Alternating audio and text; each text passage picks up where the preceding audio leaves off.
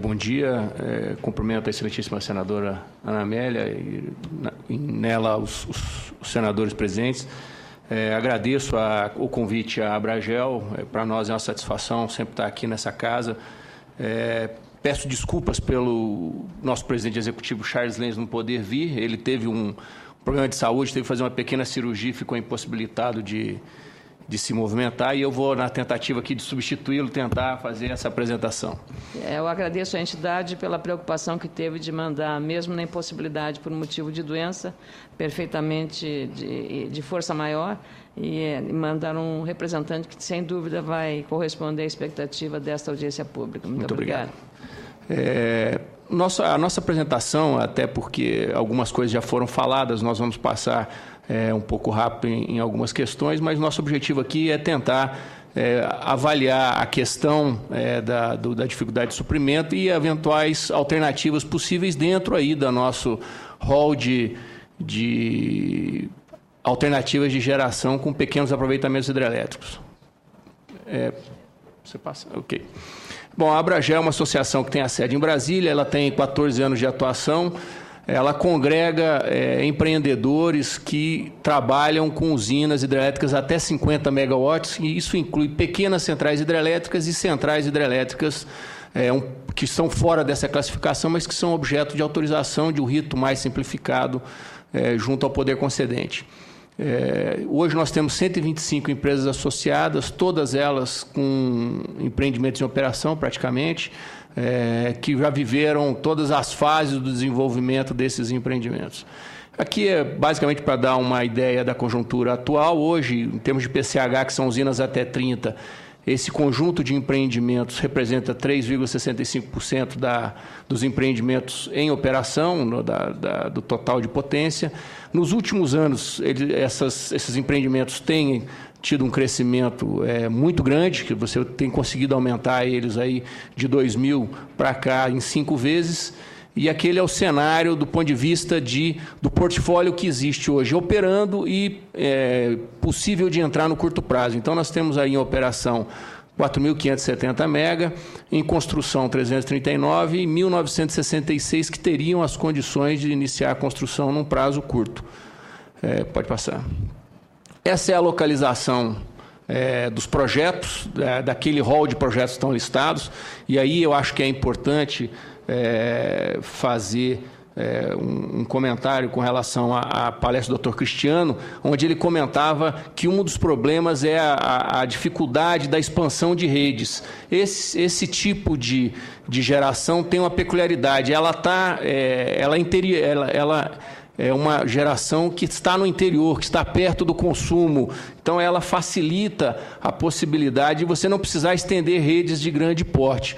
Lógico que grandes empreendimentos com grandes sistemas de transmissão são importantes para garantir o crescimento do país, mas esse tipo de geração, esse tipo de pequenas centrais, consegue atender localmente várias comunidades. Aliás, o começo do setor elétrico brasileiro foi com centrais desse tipo. No século XIX, o setor começou assim, com pequenas centrais, vamos dizer, elas foram as desbravadoras. Depois você teve aí a criação de grandes empresas de geração, Furnas, Chesf, Semig, as usinas foram aumentando, essas usinas pequenininhas meio que ficaram abandonadas, mas, por exemplo, em alguns estados que são fronteiras, tipo Mato Grosso, Rondônia, essas usinas ainda têm um papel importante de desbravar o interior, de substituir a geração a diesel em vários municípios.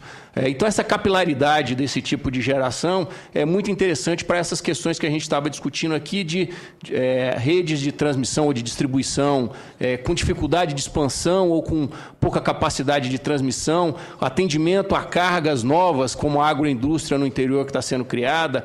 Tudo isso tem uma característica muito compatível com esse tipo de fonte. E é importante, talvez, fazer um paralelo, apesar de não ser o objeto da nossa associação, mas a gente tem que reconhecer que todas as fontes são importantes, algumas delas são complementares, e tem uma fonte que é muito parecida com a nossa e tem muito a ver com essa comissão, que é a biomassa, tá certo? A biomassa tem o doutor Cristiano falou, da possibilidade de geração local nas propriedades, tá certo? Então, nós vamos ver que, em alguns casos, nós estamos mais ou menos no mesmo barco. Pode ser que a solução para incrementar incrementar uma seja a mesma solução para incrementar a outra também. Pode passar. Aquilo lá é a situação, vamos falar assim, de curto prazo, essa é a situação de médio e longo prazo. Quer dizer, o que nós temos? Hoje nós temos aí, junto à ANEEL, 688 projetos de usinas parados lá para análise, tá certo? Isso representa 7.000 megawatts, é uma quantidade de potência razoável, meia Itaipu, em termos de potência, então é um volume razoável. Isso nos dá uma indicação que não só elas têm um papel importante agora, como elas podem vir a ter um papel importante no desenvolvimento, porque existe estoque suficiente para esse tipo de coisa, né? Além disso, desses projetos que já estão protocolados lá, você ainda tem registrados lá 134 projetos em elaboração e 696 eixos disponíveis para quem quiser estudar. Só esses 688 projetos que somam 7.000 mega são um investimento aí da ordem de 40 bilhões, mais ou menos, para a implementação dos mesmos. Voltando só um pouquinho, só para me aproveitar e falar, de novo, a característica de difusão desse tipo de fonte é muito importante. Se os senhores e as senhoras olharem no mapa, em todas as regiões eu tenho um conjunto grande de projetos, excetuando-se talvez no Nordeste, né, onde eu tenho uma questão, que a questão hídrica é mais sensível, e no Norte, onde eu não tenho, os rios são muito grandes, eu também não tenho uma rede de distribuição muito grande, o doutor Charona lembrou aqui, quer dizer, aí é muito difícil eu gerar, eu ponho uma usina lá, eu não tenho como entregar, tá certo? Então, lá eu tenho talvez esse problema, mas à medida que a infraestrutura lá for crescendo, eu vou poder ter isso, por favor. Isso aqui já foi falado em detalhes aí pelo doutor Cristiano, quer dizer, quais são os problemas com a interrupção de suprimento. Eu vou tentar passar rapidamente aí, porque esse assunto já foi falado, mas basicamente são problemas tanto de funcionamento de sistemas como de perda de produção. E isso parece ser uma coisa bastante relevante, não apenas para o setor de agricultura, mas no final para o país, porque isso é uma repercussão na cadeia produtiva, né? Não dá para a gente tentar achar que isso está restrito meramente ao sistema produtivo. Pode passar. A outra questão existe um problema no suprimento? Quer dizer, é uma questão pontual ou é uma questão sistêmica, vamos falar assim, estrutural? Isso é o gráfico do preço de curto prazo da energia no subsistema Sudeste, que é basicamente o Sudeste e o Centro-Oeste junto. De janeiro de 2011 até hoje.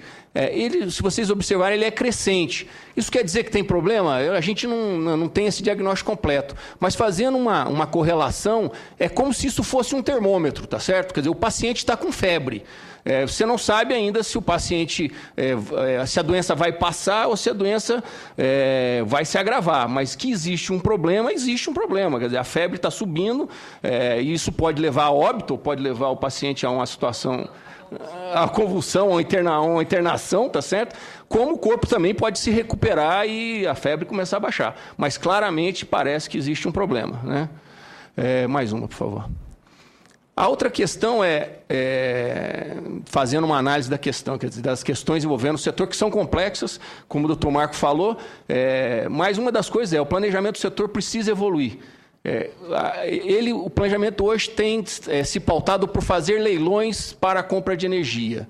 Comprar energia no menor preço não implica em atender ao consumidor com a menor tarifa. São duas coisas diferentes, tá certo?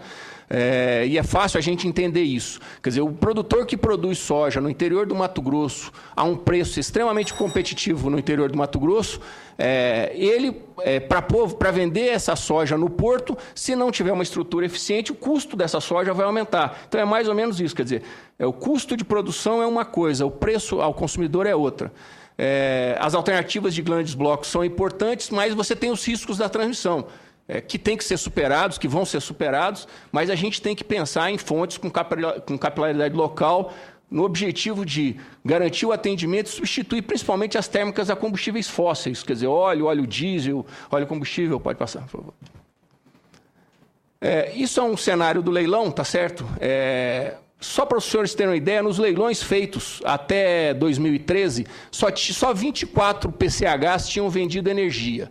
Nos leilões de 2013, somando agosto e dezembro, 24 venderam. Quer dizer, no ano passado, a mesma quantidade durante todo o período desde que foi feito isso, tá certo? Conseguiu vender. Por que isso? Porque o BNDES melhorou as condições, porque o preço teto do leilão foi melhorado e com isso você tem condição de inserção dessa fonte. Essa mesma questão que aconteceu aqui, aconteceu com a biomassa. Se os senhores olharem a biomassa, você tem um potencial enorme, mas ela não tem participado dos leilões, ela tem participado de forma muito pequena, e em parte por questões voltadas ao preço teto. Pode passar, por favor. E aí, é um contexto, entre 2005 e 2008, o governo federal comprou 7.801 megawatts de potência, basicamente em térmicas a óleo e combustível. Isso foi 40% das térmicas, tá certo?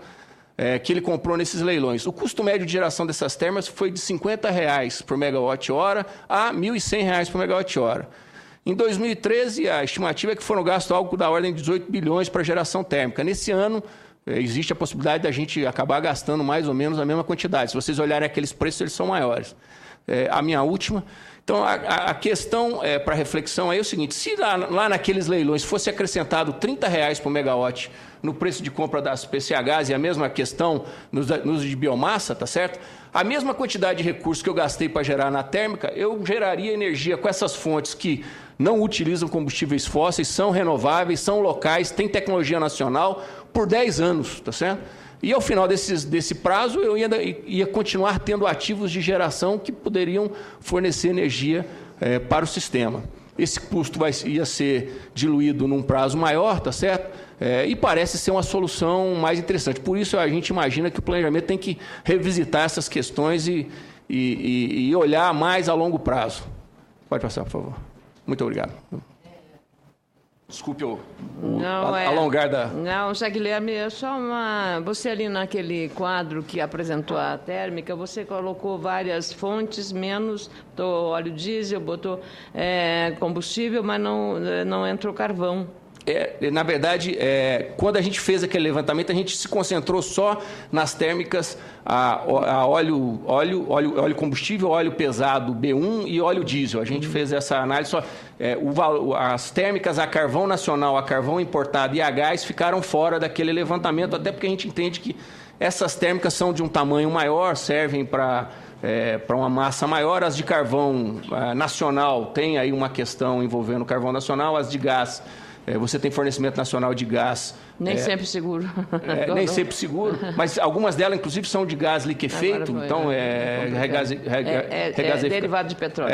E aparentemente tem um custo mais barato de geração. Então, nosso foco foi o seguinte: aquelas que têm um custo muito grande de geração, e mais do que isso, tem um problema de logística. Só para a senhora ter uma ideia, é o seguinte: uma térmica de 120 megawatts a óleo, se ela for despachada o dia inteiro, ela precisa de 76 caminhões entregando óleo para ela poder funcionar um dia inteiro. Então, a senhora imagina num determinado local, uma rodovia, você tendo 76 caminhões chegando em algum lugar e 76 caminhões voltando em algum lugar. É uma material altamente inflamável também, né?